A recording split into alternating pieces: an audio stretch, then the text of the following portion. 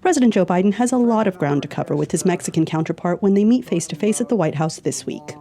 President Andrés Manuel López Obrador met with Biden late last year in a three-way summit that included Canada.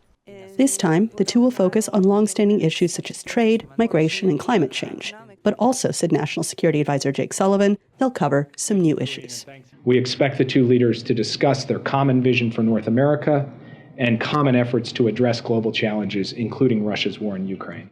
This is also a chance for the pair to make amends after López Obrador skipped the U.S. hosted Summit of the Americas in June.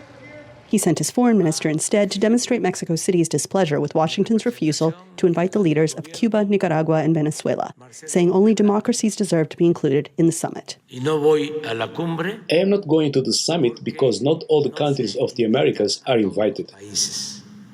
Although geographically close, these neighbors have long held different views on a range of issues. Analyst Berg told VOA via Zoom that open discourse is key. I think it's far better if we just air some of our grievances in public and talk about them like a mature diplomatic relationship that you would expect between the United States and Mexico.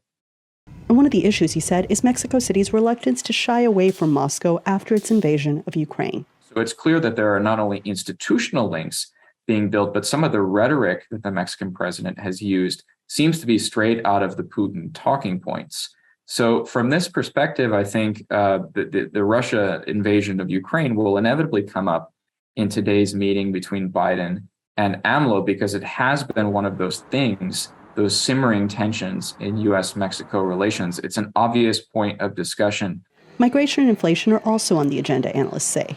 Inflation, economic issues. He has said so much that he has an inflation plan that he wants to present to President Biden, as well as migration. The U.S. numbers of U.S. encounters at the southwest border last month were the highest that they've been in decades. And I expect those numbers to even further increase with the formal rescinding of the migration protection protocols, otherwise known as Remain in Mexico. So figuring out a joint plan in which the two countries can work together to provide certainty at the border is critical for Mexico as well as the United States. The two will discuss all this and more on Tuesday.